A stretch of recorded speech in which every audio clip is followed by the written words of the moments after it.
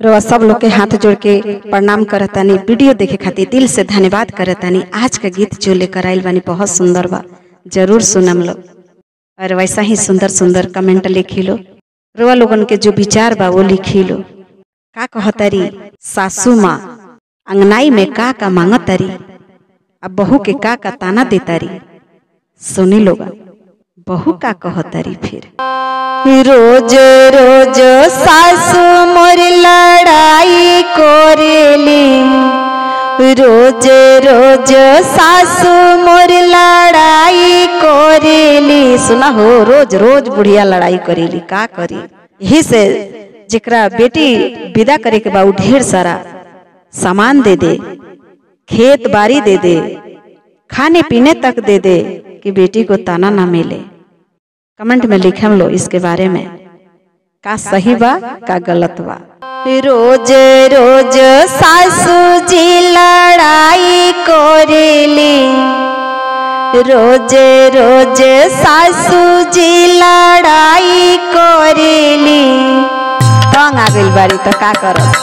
रोज रोज सासू जी लड़ाई कोरेली, रोज रोज सासू जी लड़ाई कोरेली। हमरा भैया औरी पापा के कमाई खोजेली, हमरा भैया औरी पापा के कमाई खोजेली। कैसे खोजता रे सुनी लो।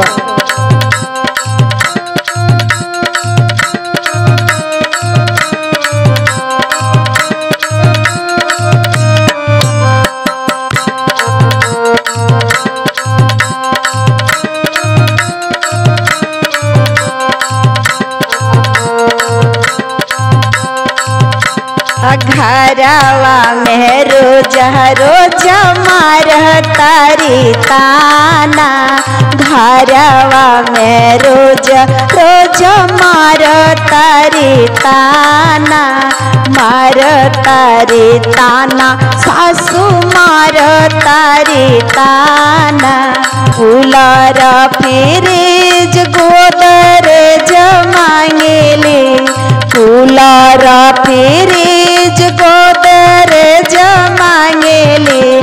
हमरा पापा के कमाई आंगनाई खोजली, हमरा पापा के कमाई आंगनाई खोजली।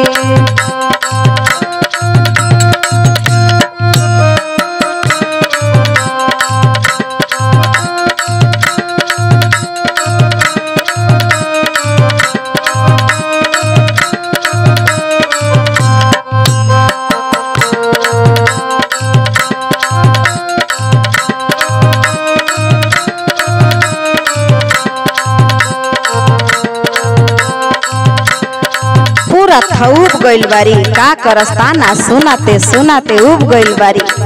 का कहतारी सुनी लोग। सास कहतारी कहेली के बेटावा पढ़ौले बानी हन के, कहेली की बेटा पढ़ौले बानी हन के। एही से रुपैया हम लेब देख गन के, एही से रुपैया हम लेब देख गन के। यही से रुपया गन के लिए है। अब बेटा ना पतो होए कमाई खोजली, बेटा ना पतो होए कमाई खोजली। इनका बेटा पतो होना चाहिए, इनका कमाई चाहिए। बेटा ना पतो होए कमाई खोजली, हमरा पापा के कमाई आंगनाई खोजली, हमरा पापा के कमाई आंगनाई खोजली।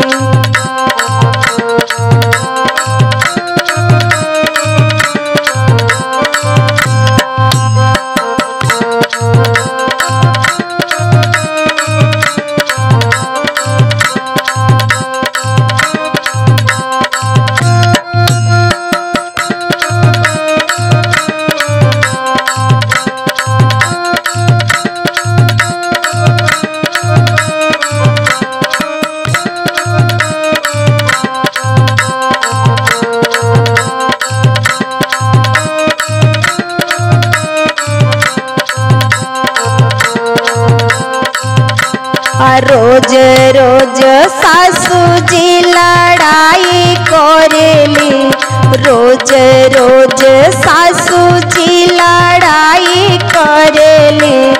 हमरा भैया औरी पापा के कमाई खोजेली, हमरा भैया औरी पापा के कमाई मांगेली।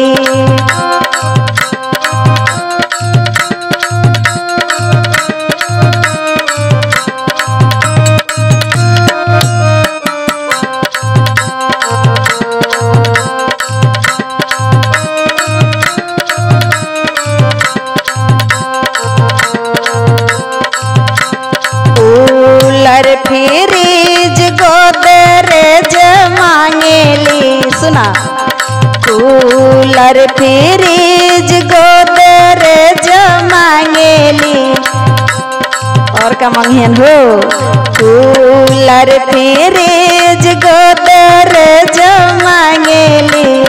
हमरा भैया औरी पापा के कमाई मांगेली, हमरा भैया औरी पापा के कमाई मांगेली। हमरा पापा के कमाई आंगनाई खोजेली, हमरा पापा के कमाई आंगनाई खोजेली। जय हो।